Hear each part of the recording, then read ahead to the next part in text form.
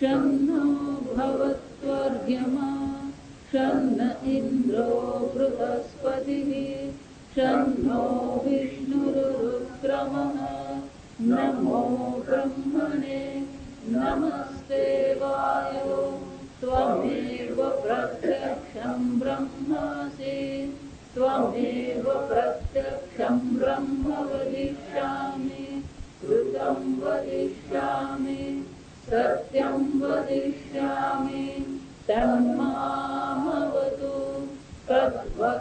तद्वक्तारमवतु अवतु माम् अवतु वक्तारम् ॐ शान्ति शान्ति शान्तिः ॐ भद्रं कर्णेभिः शृणुयाम देवाः भद्रं पश्येमाक्षभिर्यजत्राः स्थिरैरङ्गैः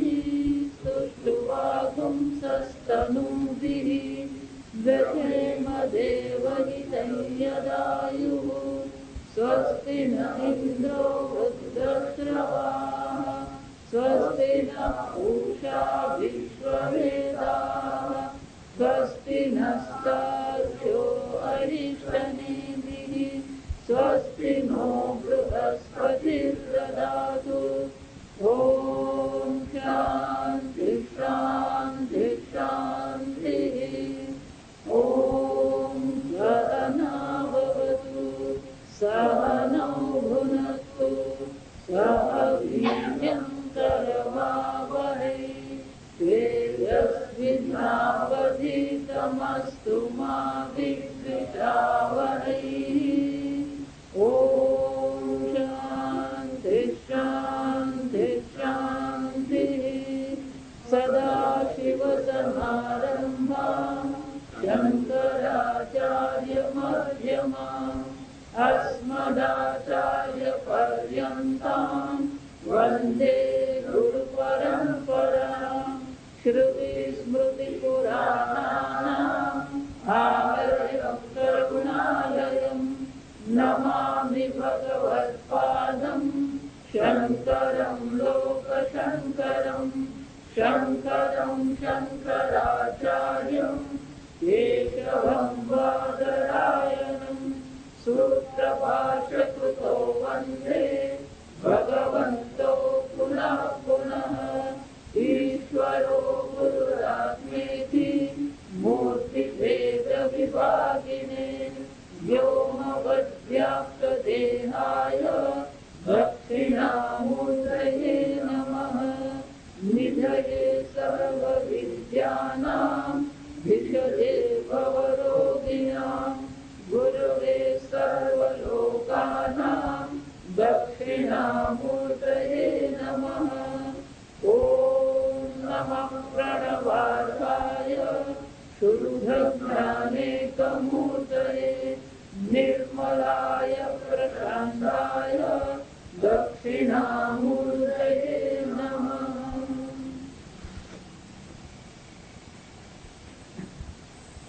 प्रजापतिश्च चरसि गर्भे प्रजापतिश्च चरसि गर्भे त्वमेव प्रतिजायसे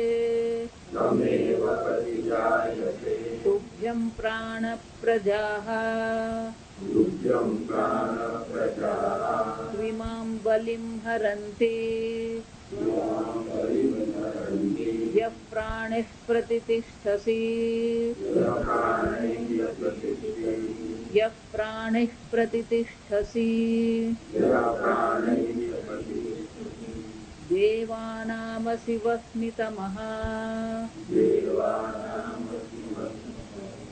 वह्नितमः देवानामसि वह्नितमः पितॄणां प्रथमा स्वधा ऋषीणां चरितं सत्यम्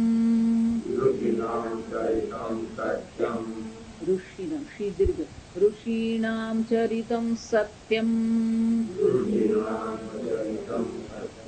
अथर्वाङ्गिरसामसि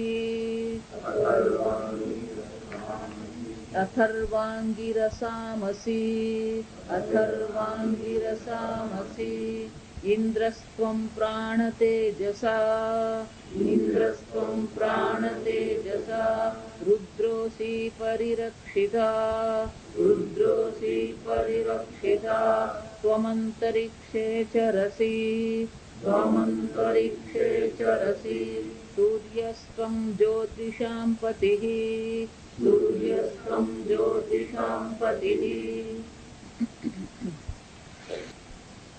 મન વાણી ઇન્દ્રિયાદિ દેવતાઓને ખબર પડી ગઈ, સમજાઈ ગયું કે આ પ્રાણ જ્યાં સુધી આ શરીરમાં છે ત્યાં સુધી જ અમે આ શરીરમાં રહી શકીએ છીએ.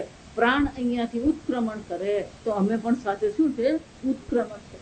અને એટલા માટે કહ વરિષ્ઠ, પ્રશ્ન શું હતો, આ સર્વ દેવતાઓમાં શ્રેષ્ઠ કોણ છે? તો કે પુરવાર થઈ ગયું આ પ્રાણ જ શ્રેષ્ઠ છે. આ પ્રાણ જ સર્વનું પાલન કરે છે. આ શરીરનું સંચાલન કરનાર પણ એક પ્રાણ છે. અને એટલે શ્રુતિ માતા અહીંયા આપણને કીધું એમ કે જેવી રીતે રથની નાભીમાં બધા અરાઓ સમર્પિત હોય છે એ જ રીતે પ્રાણમાં જ આ સર્વ વસ્તુઓ સમર્પિત. પ્રજાપતિ સ્વમ ગઈકાલે જોયું એમ કે આ પ્રજાપતિ સ્વરૂપે આ સંપૂર્ણ જગતમાં એ જ પ્રાણ છે. જો સમજો, પ્રાણથી જ આ બધું ધબકી રહ્યું. જ્યાં સુધી પ્રાણ, આ જીવન એને કહેવાય. પ્રાણ એટલે શું છે? આ જીવન છે. પ્રજાપતિ જે બ્રહ્મ સ્વરૂપ છે એ તો સર્વવ્યાપી છે. જો સમજો, જડ હોય કે ચેતન હોય, સર્વમાં બ્રહ્મ તો શું છે? એક સમાન છે. પણ એમાં પણ જડ અને ચેતનમાં આપણે જયારે એમ કહીએ તો ચેતનમાં જે ચેતનતા દેખાઈ રહી છે એ કોને કારણે છે? એ પ્રાણને કારણે. જો સમજવાનું, બ્રહ્મ સર્વ છે એટલે જડ હોય, ચેતન હોય, ચર હોય, અચર હોય, સર્વ બ્રહ્મ માત્ર છે. પણ જે જીવન ધબકી રહ્યું છે, જે પ્રાણ ચાલી રહ્યા છે એને જ કારણે આ ચેતનતા દેખાઈ રહી છે. હંમેશા સમજવાનું, જયારે કોઈનું મૃત્યુ થાય તો મૃત્યુ થયું ત્યારે પણ એ શરીર તો બ્રહ્મ જ છે. સમજવાનું, શરીર જે પંચમહાભૂત છે, આગળ આપણે જોઈ ગયા કે એ પ્રજાપતિમાંથી પંચમહાભૂત ઉત્પન્ન થયા. તો એ પંચમહાભૂત જે 5 દેવતાઓ છે, તો જયારે એ મૃત શરીર પડ્યું છે તો એ મૃત શરીર પણ પંચમહાભૂતનું જ બનેલું. અને એ પંચમહાભૂતની ઉત્પત્તિ બ્રહ્મમાંથી થઈ છે. તો એ મૃત શરીર પણ શું છે? બ્રહ્મ જ છે. પણ એને આપણે મૃત શરીર કેમ કહીએ છીએ? કારણ કે હવે ત્યાં પ્રાણ રહ્યા નથી. જો વિચાર, બ્રહ્મ તો સર્વવ્યાપી છે. મૃત શરીરમાં પણ એ જ બ્રહ્મ છે, જીવંત શરીરમાં પણ એ જ બ્રહ્મ છે. કારણ કે પંચમહાભૂત જે છે એ સંપૂર્ણ પંચમહાભૂતો બ્રહ્મમાંથી જ ઉત્પન્ન થયા.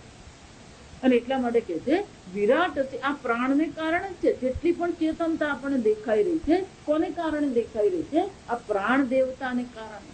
અને એ પ્રાણ દેવતા છે જેને કારણે આ જીવ શરીરમાં શું છે? રહી શકે. તમે આ શરીરમાં અત્યારે અહીંયા છો કોને કારણે? પ્રાણને.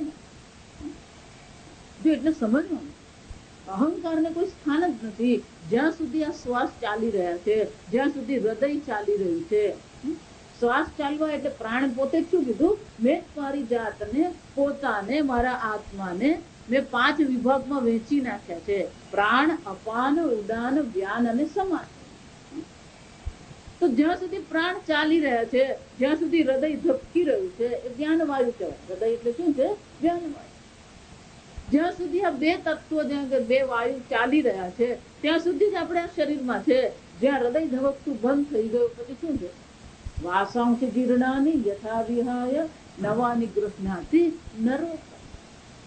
અને એટલા માટે જ કહે છે કે આ પ્રાણ જ શ્રેષ્ઠ છે, જ્યાં શરીરને પણ ટકાવે છે. જો ગઈકાલે મેં કીધું ને, કેટલીક બાબતો જો આપણે યાદ રાખીએ ને તો બહુ સરળ છે આ બધું.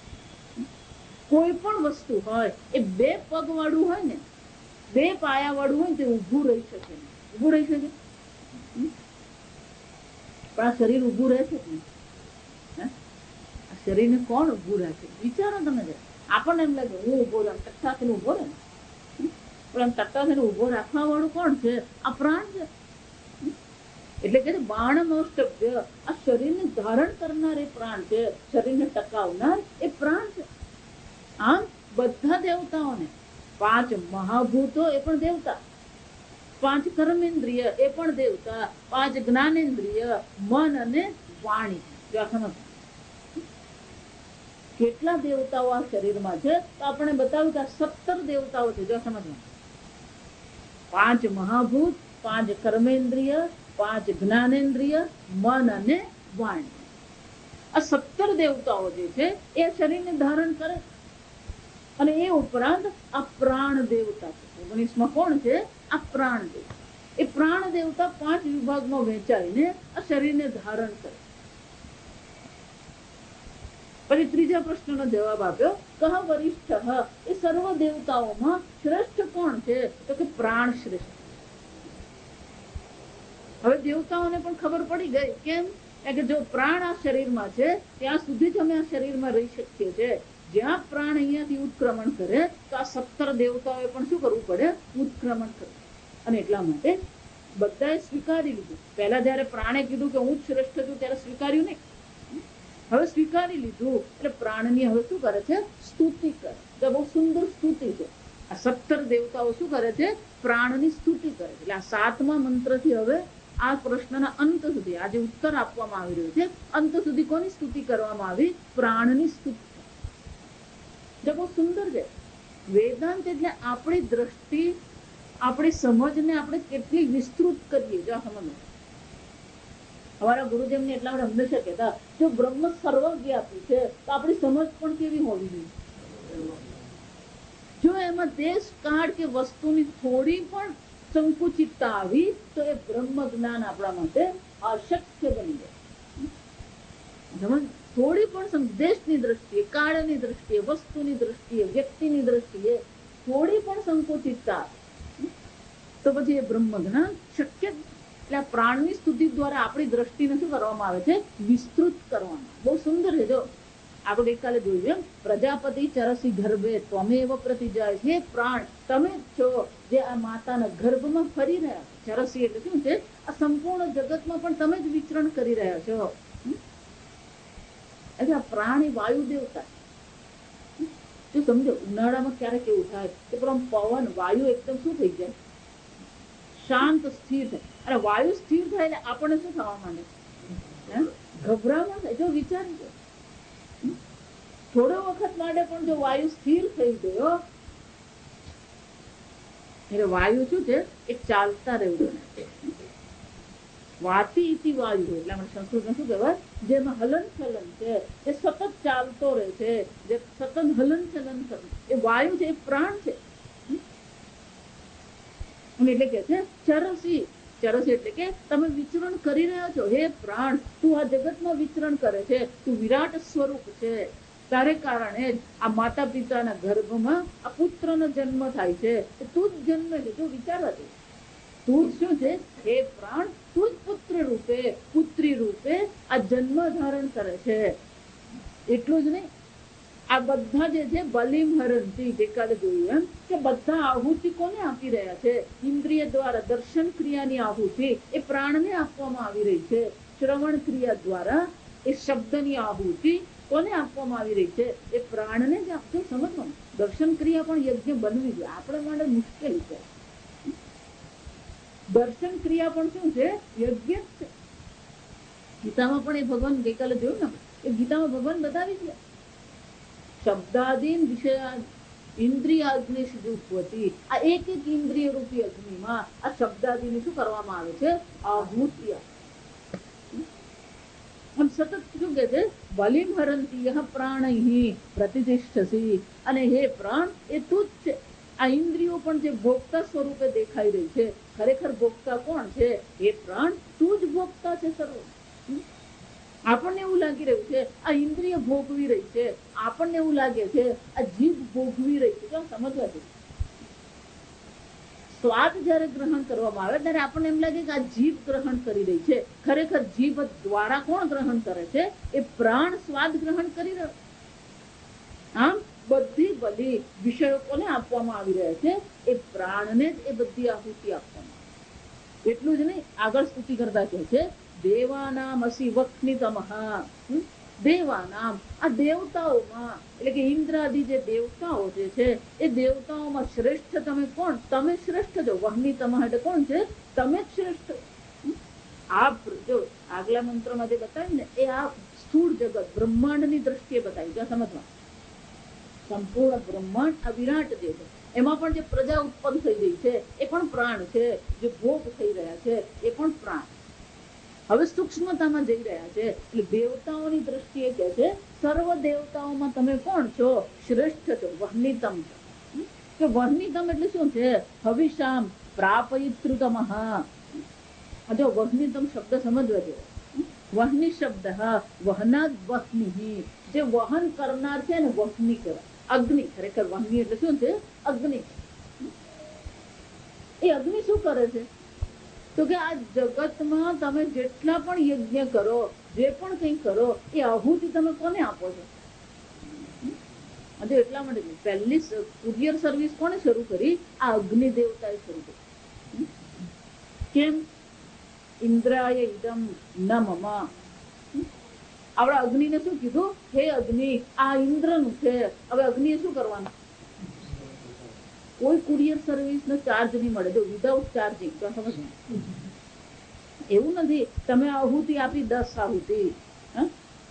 અગ્નિ વિચારે એકાદ આહુતિ હું લઈ લઉં, બાકીની 9 ઇન્દ્રને આપું, એવું છે? 10 આહુતિ કોને પહોંચે? ઇન્દ્ર.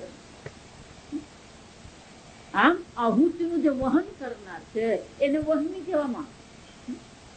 એટલે કે છે હવિષામ પ્રાપયિતૃતમઃ.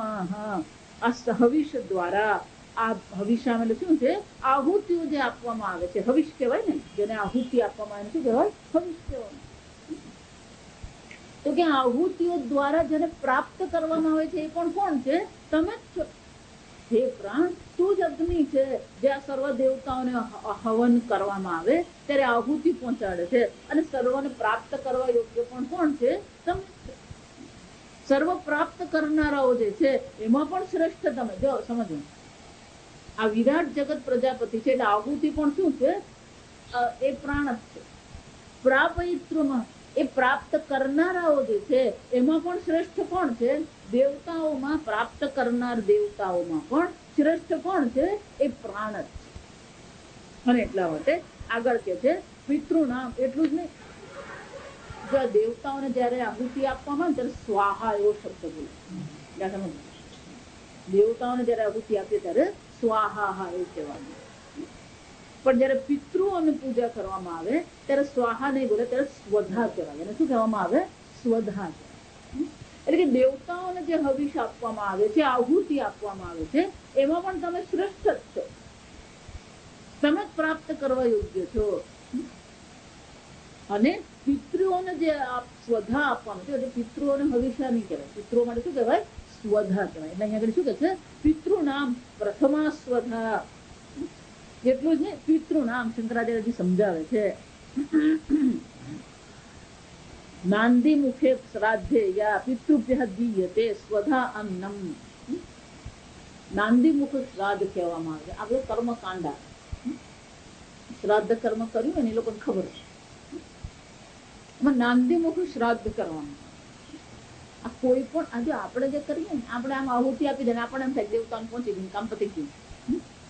પણ જયારે ચંડી હોમ કરવાનો, નવચંડી હોમ કરવાનો હોય, રુદ્ર યાદ કરવાના હોય, એને આગલે દિવસે અડધો દિવસ કરવામાં આવે. આ બધું જ કરવામાં આવે. નાંદી મુખ શ્રાદ્ધ કરવામાં આવે, પછી શરીર શુદ્ધિ કરવાની હોય, મન શુદ્ધિ કરવાની હોય, એક એક ઇન્દ્રિયોને શુદ્ધ કરવાની હોય.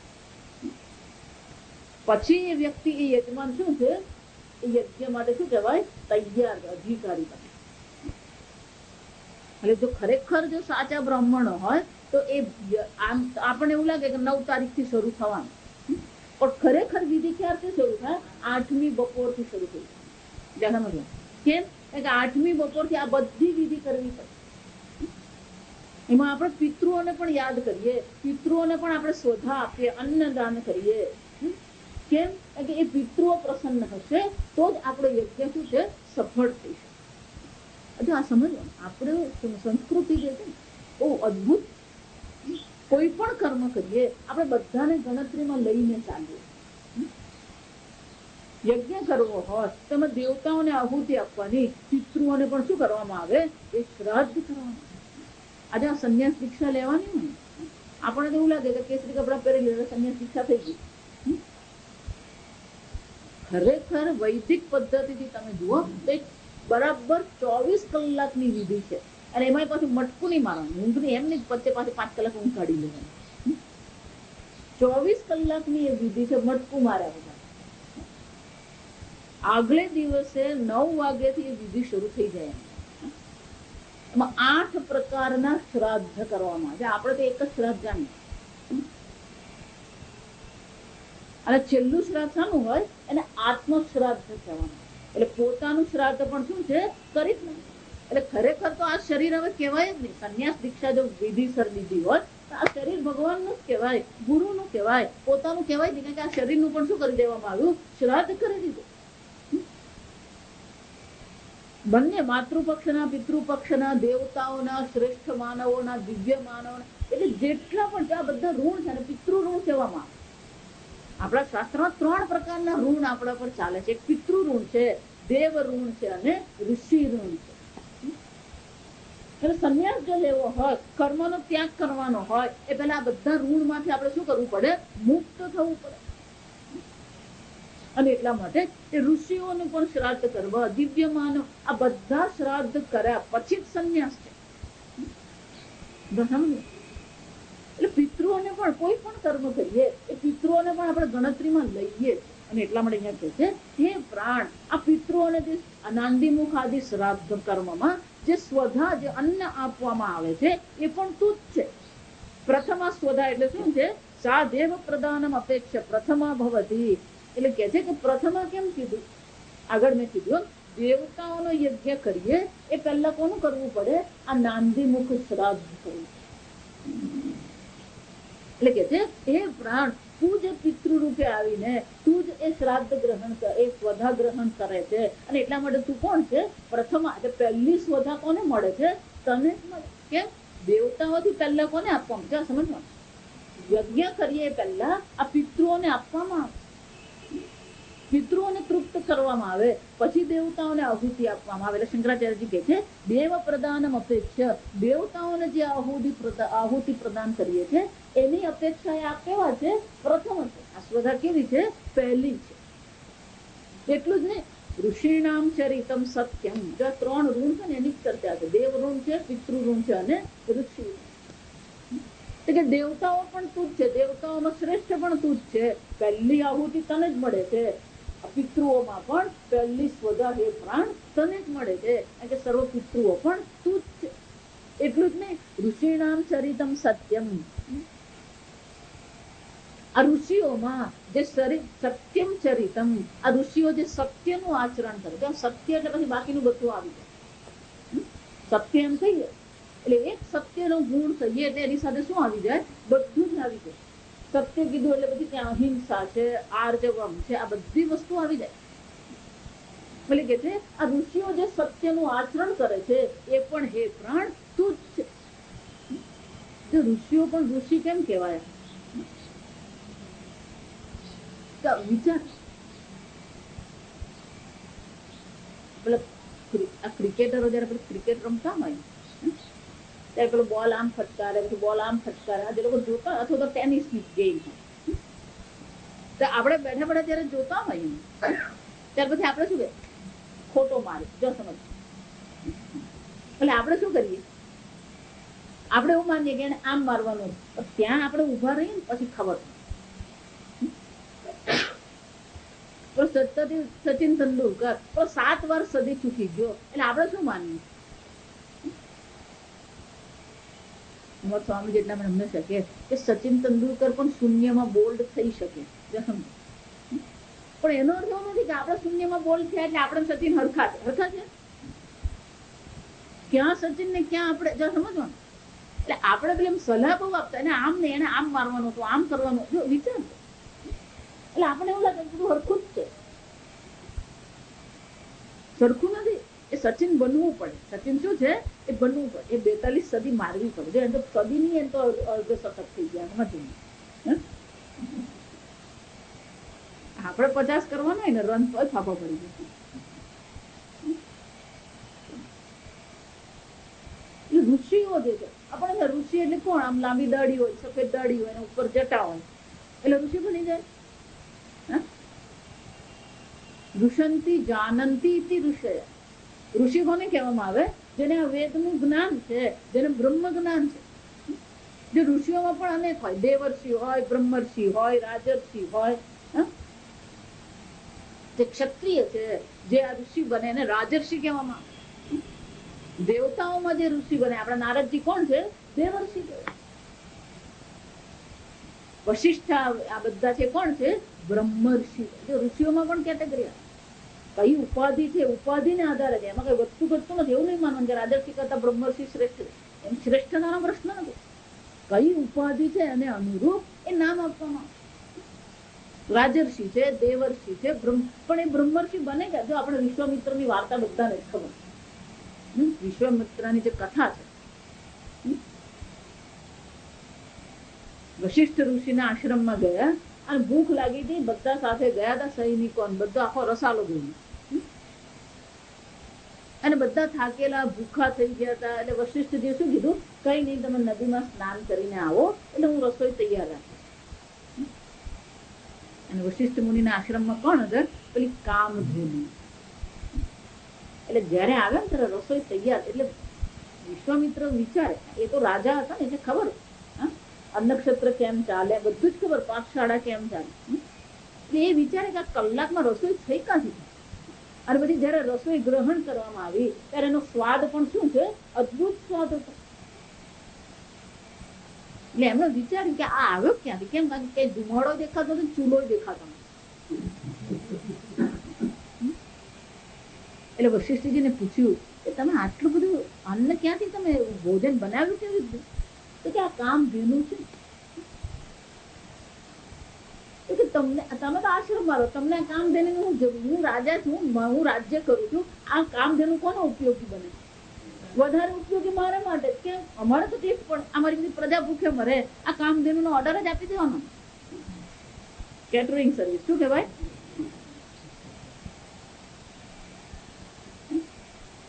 એટલે વશિષ્ઠજી કે મને વાંધો નથી, હું તમને આપું ખરો. કામધેનુ લઈ જાઓ, મને કઈ વાંધો નથી. પણ આ કામધેનુ તમને સાંભળે નહીં. તકલીફ શું છે? તમે એને કહો ને તો એ નહીં આપે. તો કે કેમ? હું રાજા છું, હું કહી શકું. તો કે જે બ્રહ્મર્ષિ હોય ને એનું જ સાંભળે. જા સમજ. આ રાજા વાજા ને વાંદરા જે કહેવાય ને, એક વાર મગજમાં આવી ગયું કામધેનુ જોઈએ એટલે નક્કી કરી લીધું. સમજ, ઋષિ બનવાનો પ્રયત્ન કર્યો પણ ધ્યેય શું હતું? બ્રહ્મ જ્ઞાન નહીં હતું. ધ્યેય શું હતું? કામધેનુ ને હું કહું અને કામધેનુ મારી ઈચ્છા પૂરી કરે. જો આ સમજજો, હું બ્રહ્મર્ષિ બનીશ. જો આ સમજો. કેમ? તો કામધેનુ મારું સમજ. એને બ્રહ્મ જ્ઞાનમાં કે બ્રહ્મ તત્વમાં કે ઋષિમાં કોઈ રસ નથી. રસ ક્યાં ગળી છે? કામધેનુ. આ તો એવું જ હોય. આ સાધુ બનીએ ને શંકરાચાર્યજી શું કહે? જટિલો મુંડી લુંચિત કેશ કાશાયાંબર બહુકૃત વેશ. જાત જાતના ઋષિ ઉપદેશમાં જાઓ ને તો ઋષિ કે આશ્રમમાં જાઓ ને, અમારા આશ્રમમાં ત્યાં ભંડારો થાય. આ ભંડારો જોવા જેવો. 100 સાધુનો ભંડારો કરે. એક પણ સાધુનો ડ્રેસ સરખો નહીં હોય. જો આ વિચાર. અમારે એક સાધુ આવે બિલકુલ યુવાન છે અને 10 ફૂટ લાંબી જટા છે. એને પોતાના વાળ એમને માનતા પેલું આમ અંદર મૂકી દીધું. એટલે અમારા સ્વામીજી જયારે પણ આવે ને, બધા ફોરેનર સ્વામીજીના ઘણા બધા શિષ્યો છે, એ આવ્યા હોય ને તો પછી પેલા સાધુનું ભોજન પછી બોલાવે સ્વામીજી વરણના. પછી તમારી જટા છોડીને બતાવો તો ખરા. આ બધા એના પછી શું કરે? બીજા એક સાધુ છે, તમે જુઓ ને તો આખા રુદ્રાક્ષ થી, આ મોટા મોટા જે રુદ્રાક્ષ આવે ને પંચમુખી, એનાથી જ લગાયેલા. અહીંયા ગળાથી તે ખભા સુધી બધી શું છે? રુદ્રાક્ષની માળા. ઉપર જટામાં રુદ્રાક્ષની માળા, હાથમાં રુદ્રાક્ષની માળાથી જ ભરેલા. જાત જાતના સાધુ. જીવનનું લક્ષ્ય શું છે? જો જીવનનું લક્ષ્ય મોક્ષ છે અને મોક્ષનું સાધન બ્રહ્મ જ્ઞાન છે, તો પછી જીવનનું લક્ષ્ય શું બની જાય? બ્રહ્મ જ્ઞાન બને. એના સિવાયની બાકીની બધી વસ્તુ કેવી બનવી જોઈએ? ગૌણ બનવી જોઈએ. આ વિશ્વામિત્ર તો શું થયું? એમને જીવનમાં બ્રહ્મ જ્ઞાનની મોક્ષની ઈચ્છા નથી. એમને તો ઈચ્છા શાની હતી? જો વિચારજો, કામધેનુને મેળવવા માટે એમણે બ્રહ્મર્ષિ બનવું હતું અને ખૂબ તપશ્ચર્યા કરી. એવું નથી કરી, એવી તપશ્ચર્યા વર્ષો સુધી કરી કે રાજર્ષિ બની ગયા. સમજ, ખૂબ તપશ્ચર્યા કરી. પણ વિચારો, એમને બ્રહ્મર્ષિની પદવી કોણ આપી શકે? તમે હું આપી શકીએ? જે બીજા બ્રહ્મર્ષિ છે એ જ આપી શકે. એટલે જ્યાં સુધી વશિષ્ઠજી એમને બ્રહ્મર્ષિ કહે નહીં, ત્યાં સુધી બ્રહ્મર્ષિ થાય નહીં. જો સમજ. અને વશિષ્ઠજી ક્યારેય મોઢું ખોલે નહીં, ચૂપ બેસી રહે. ગમે એવી સભા હોય, ગમે ત્યાં ભેગા થયા હોય, એ ચૂપ બેસી. એટલે વિશ્વામિત્રને છેવટે ક્ષત્રિય છે ને, એટલે પેલો ગુસ્સો અંદર આવે કે આ મને બ્રહ્મર્ષિ કહેતા કેમ નહીં? સમજો. પછી એક દિવસ એવો ગુસ્સો આવે કે હું આટલી તપશ્ચર્યાનો અહંકાર કહેવાય. આટલી તપશ્ચર્યા હું કરું છું, આટલું બધા વર્ષો સુધી મેં કર્યું, તો આ વશિષ્ઠ મને હજી શું છે? બ્રહ્મર્ષિ કહેતા જ નથી. એટલે મનમાં શું આવ્યો? ક્રોધ. એટલે એક દિવસ અમાસની રાતે, ઘોર અંધારી રાત, વાદળ છવાયેલા, અમાસની રાત હતી.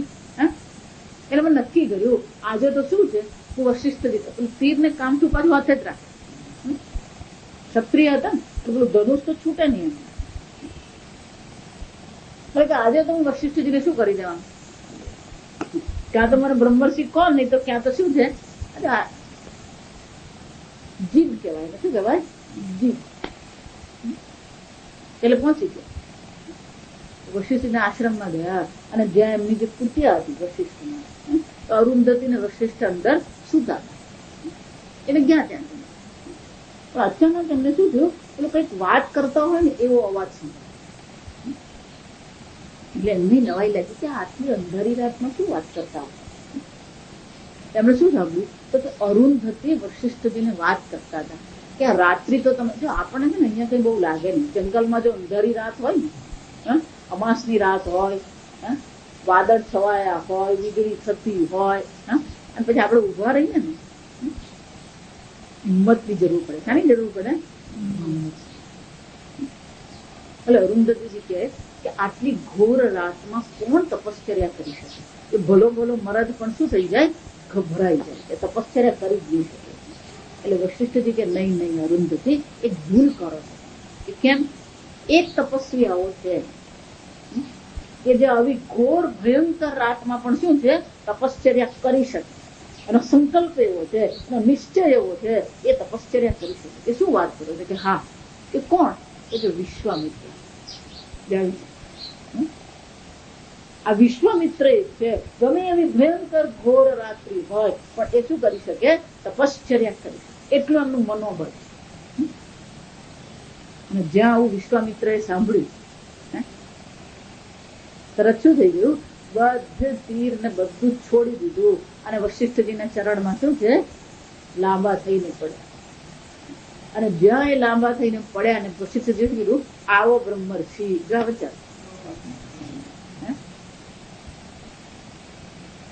ઋષિ નામ એમ આપણે કહીએ ને, એટલે ઋષિ એટલે કોઈ સામાન્ય નહીં. ભલે એને આપણી જેમ બે આંખો હોય ને, બે હાથ હોય ને, બે પગ હોય ને, આપણી જેમ બોલતા હોય, એટલે કઈ આપણા જેવા નહીં બની જાય. ઋષંતી જાનંતી. જો આ ગાયત્રી મંત્ર છે, એના ઋષિ કોણ છે? વિશ્વામિત્ર. સમજવું? ગાયત્રી મંત્રના પ્રણેતા જે છે એ ઋષિ કોણ છે? એના વિશ્વામિત્ર. કેમ? કે વિશ્વામિત્ર ને ગાયત્રી મંત્રનું સ્ફુરણ થયું. એટલે કે છે હે પ્રાણ, આ ઋષિઓ જે શ્રેષ્ઠ છે, જેમને આ દેવતાઓના મંત્ર, આ વેદના મંત્રોનું સ્ફુરણ થયું હતું, એવા જે ઋષિઓ છે, એ ઋષિઓમાં જે સત્ય છે ને, ઋષિઓને જે ઋષિ બનાવનાર છે, જો સમજો,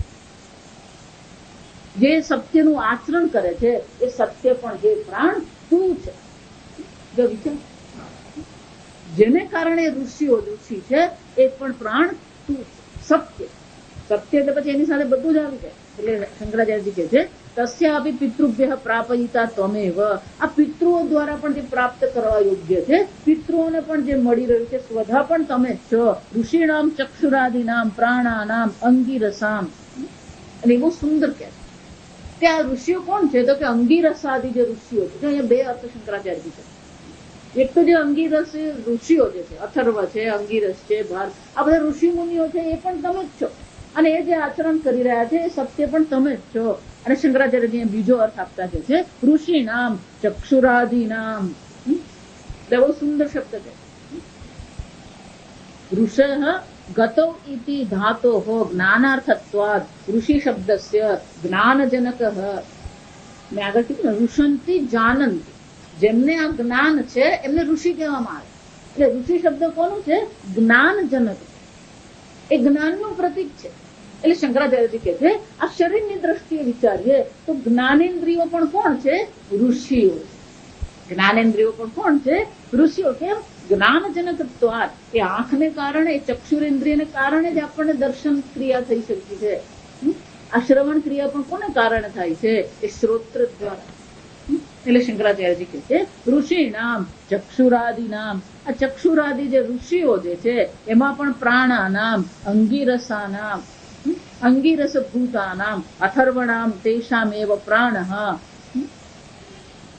શું કે છે કે અંગીરસ છે, અથર્વ છે, આ બધા ઋષિઓ જે છે એ ઋષિઓમાં પણ પ્રાણ તમે જ છો.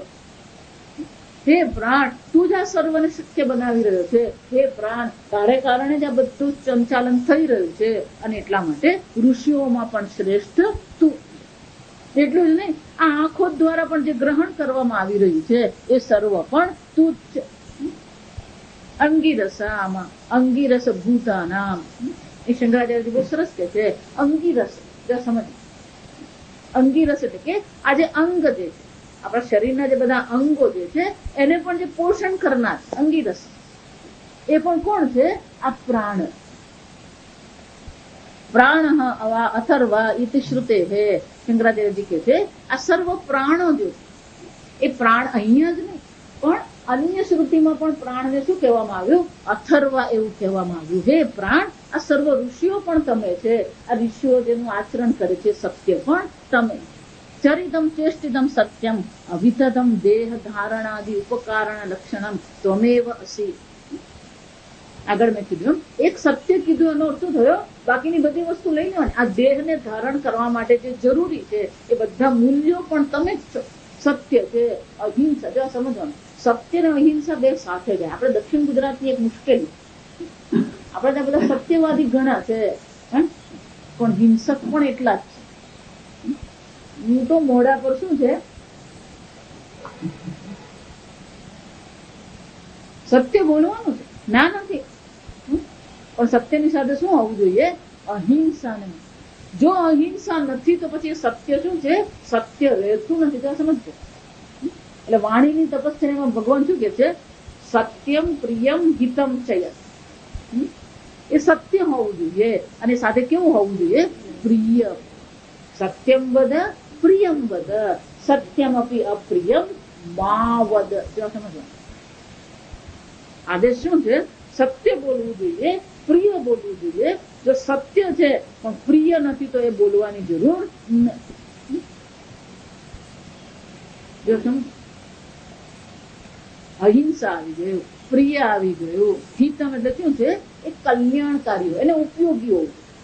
અમસ્ત વસ્તુ કઈ બધાને માહિતી આપવા આપણે છે ને જો લાઉડ સ્પીકરની જેમ શું કરતા રહીએ, આખા ગામમાં માહિતી ફેલા, એને જરૂર છે કે નહીં, એને જાણવાની જરૂર છે, કોઈ ફરક નહીં. બધાને આપણે શું કરતા રહીએ? બોલતા જ રહીએ. એને ઉપયોગી છે કે નહીં, એનું કલ્યાણ કરનાર છે કે નહીં, નહીં હોય તો આપણે બોલવાની જરૂર નથી. એટલે સત્યની સાથે જો વિચાર છે, ત્રણ વસ્તુ આવી જાય. સત્ય એમ કહીએ ને એની સાથે ત્રણ આવે. એક તો પ્રિય આવે, હિત આવે અને મિત. મિત એટલે શું છે? માપનું બોલવું. વધારે પડતું બોલવાની જરૂર છે. કેમ? જો માપથી વધારે બોલો ને તો ઓટોમેટિક એમાં અસત્ય આવી જ જાય. ધારો કે પણ કોઈની ચર્ચા તમે કરો કે કોઈની પ્રશંસા કરો, પછી પ્રશંસા કર્યા પછી જો આગળ તમારું મોડું ચાલુ જ રહે તો પછી ત્યાં શું ઉમેરાવાનું?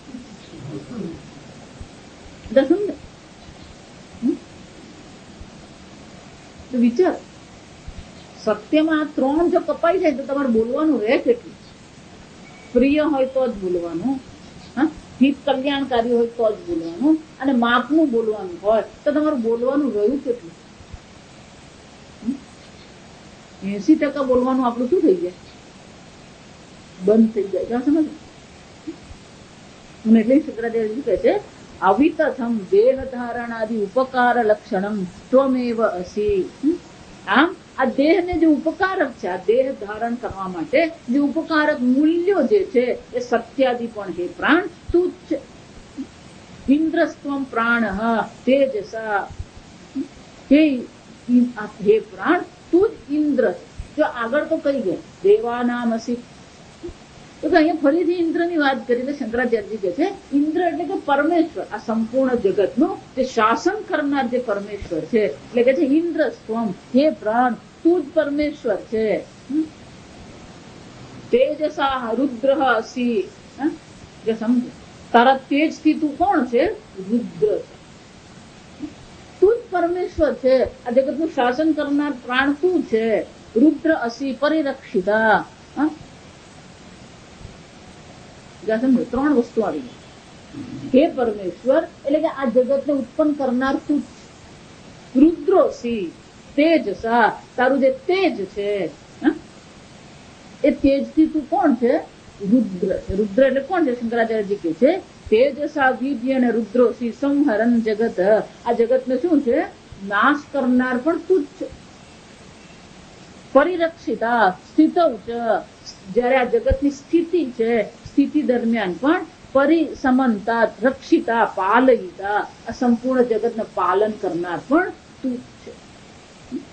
રક્ષણ કરનાર પણ તું જ છે, ઉત્પન્ન કરનાર પણ પ્રાણ તું જ છે, આ જગતનો સંહાર કરનાર પણ તું જ છે. ત્વમ અંતરિક્ષ છે અચરસી.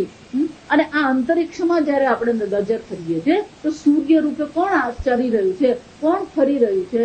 એ પ્રાણ તું જ આ સૂર્ય રૂપે આ જગતનું પાલન કરે છે. આ સૂર્ય જ છે આપણા માટે. સમજજો, આપણે ગમે એટલું કહીએ, આ પૃથ્વી પર જે પણ કોઈ ઉર્જા છે, બધી ઉર્જા ક્યાંથી મળી રહી છે આપણને? સૂર્યથી જ મળે. સમજજો, નમસ્સવિત્રે જગદેક ચક્ષુ જગત સ્થિતિ નાશ હેતવ. આ જગતનું ઉત્પન્ન કરનાર, જગતનું પાલન કરનાર અને નાશ કરનાર છેવટે કોણ છે? એ સૂર્યદેવ.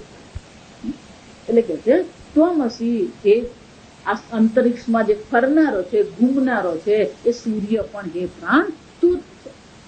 જ્યોતિષામ પતિ. અને સૂર્ય કોણ છે? સર્વ જ્યોત. જો આપણી પૃથ્વીની સૂર્યમંડળની દ્રષ્ટિએ જોઈએ તો સર્વ જે પ્રકાશ સ્વરૂપ જે છે એમાં શ્રેષ્ઠ કોણ છે? સૂર્ય. આપણા સૂર્યમંડળની દ્રષ્ટિએ તો કેવો છે? જ્યોતિષામ પતિ. જેટલા પણ આપણે જ્યોતિષ દેખાઈ રહ્યા છે, જે પ્રકાશ સ્વપ્રકાશ પદાર્થો દેખાઈ રહ્યા છે, એ સર્વમાં શ્રેષ્ઠ. પતિ એટલે શું છે? એ સર્વમાં શ્રેષ્ઠ હે પ્રાણ તું જ છે. એ જ સૂર્ય છે, એ જ સર્વનું પાલન કરનાર વિષ્ણુ પણ છે, સંહાર કરનાર રુદ્ર પણ છે, ઉત્પન્ન કરનાર બ્રહ્માજી પણ હે પ્રાણ તું જ છે. અને આ જગતમાં જે ફરી એટલા માટે એમ માનવાનું નહીં કે આમ આંખ નીચે તો જ પછી ભગવાન દેખાય. ખુલ્લી આંખે પણ શું દેખાઈ રહ્યું? જો આ બધા મંત્રો જો આપણે ભલે સંસ્કૃતમાં યાદ નહીં રહે, અર્થ ગુજરાતીમાં પણ યાદ રહે,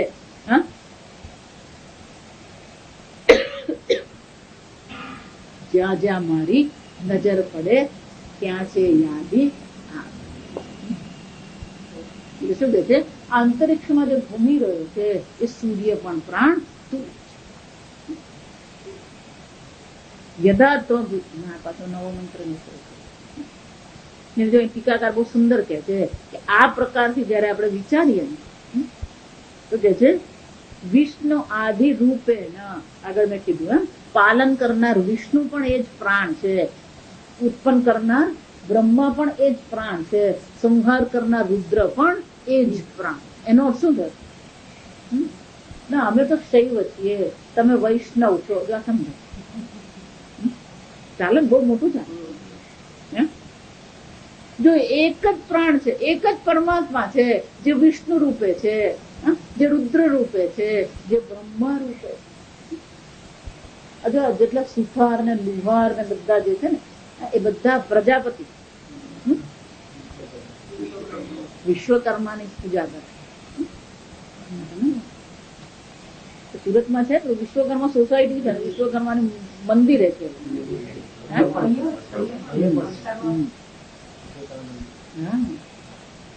પણ એનો અર્થ એવો નથી કે વિભાગ થઈ ગયા. જો આપણે જે વિભાગ કરીને આગળ મેં કીધું કોઈ પ્રકારની સંકુચિતતા રાખવાની જરૂર નથી. છેવટે એક જ પ્રાણ છે જે વિષ્ણુ સ્વરૂપે, શિવ સ્વરૂપે, અને એ જ પ્રાણ બ્રહ્મ સ્વરૂપે શું છે અભિવ્યક્ત થઈ રહ્યો છે. સમજો, આ સંપૂર્ણ જગત એ પરમાત્માની શું છે અભિવ્યક્તિ. એ જ પ્રાણ છે જે સ્વરૂપે આપણી સામે છે, પ્રત્યક્ષ છે. જ્યાં સમજો વેદાંત આપણને એમ કહે છે કે આ બધું તમારું શું છે પ્રત્યક્ષ છે. તમારી દર્શન ક્રિયા પણ કોને પુરવાર કરે છે? એ ચેતન બ્રહ્મને જ પુરવાર કરે છે. એ તમારી દર્શન ક્રિયા, એ પ્રાણને તમે આહુતિ આપજો, આ યજ્ઞ બની જાય. આ ભાવના કરવાની છે અને સમજવાનું. બે વસ્તુ છે વેદાંત એટલે શું છે? બે વસ્તુ. જયારે ભોજન કરીએ છીએ ત્યારે આપણે ભાવના કરીએ, આ ભોજન પણ યજ્ઞ છે. એટલું જ નહીં, જો સમજ કેળવીએ કે આ સર્વ શું છે બ્રહ્મ માત્ર છે. જોવા વાળો એટલે દ્રષ્ટા પણ બ્રહ્મ છે, દ્રશ્ય પણ બ્રહ્મ છે, અને દર્શન ક્રિયા જે થઈ રહી છે એ ઇન્દ્રિય પણ શું છે બ્રહ્મ. જ્ઞાતા પણ બ્રહ્મ છે, જ્ઞેય પણ બ્રહ્મ છે, જ્ઞાન પણ શું છે એ જ બ્રહ્મ. આમ સતત શું છે એ જ્ઞાતૃ, જ્ઞેય, જ્ઞાન એ સર્વ બ્રહ્મ માત્ર છે. એ જ પ્રાણ છે. પ્રાણ સ્વરૂપે એક બ્રહ્મ શું છે અભિવ્યક્ત થઈ. આમ સતત આપણે દ્રષ્ટિ કેળવીએ, એ સતત આપણા મનમાં એ ભાવ રાખીએ. અહીંયા ચેતન છે એ શું છે આગળ જોઈએ ને કે ભોગતા પણ એ જ પ્રાણ છે, ભોગ્ય પણ શું છે એ જ પ્રાણ છે. રહિત એ ભોગ્ય અન્ન છે, એ પણ પ્રાણ માત્ર છે, પ્રજાપતિ છે. આ ભોગતા જે અન્ન, ભોગતા જે છે આદિત્ય છે એ પણ શું છે એ જ પ્રાણ. આમ સતત જો આ ઉપનિષદના મંત્રો એટલા માટે છે, અનેક પ્રકારના ઉપનિષદ પણ એટલા માટે છે કે સતત આપણે બુદ્ધિ શું છે કેળવતા રહીએ, એ દ્રષ્ટિ આપણે કેળવી. અને એકવાર એ દ્રષ્ટિ આપણને મળી ગઈ તો પછી કોઈ આપણને દુઃખી નહીં કરે. સમજો, દુઃખની નિવૃત્તિ આ રીતે જ છે. બાકી આ જગતને બદલીએ કે જગતને બદલવાનો પ્રયત્ન કરીએ કોઈ ફરક નથી પડતો. અને એટલા માટે બહુ સુંદર રીતે આપણે જો આ બાકીના મંત્રોમાં પણ એ જ છે. આપણને એમ થાય કે હા તો બધું જ આવી ગયું. કેમ? વિરાટે આવી ગયું, સૂક્ષ્મ આવી ગયું, ઋષિ આવી ગયા, પિતૃલોકે આવી ગયું. પિતૃલોકની પ્રાપ્તિ કરાવનાર પણ એ જ પ્રાણ છે. પણ હજી પણ એ પ્રાણની વિસ્તાર આપણને બતાવે છે. આ દેવતાઓ જે સ્તુતિ કરે છે એ આપણે આવતીકાલે 7 વાગે. ઓમ અસતો મા સદ્ગમય તમસો મા જ્યોતિર્ગમય મૃત્યોર્મા અમૃતંગમય.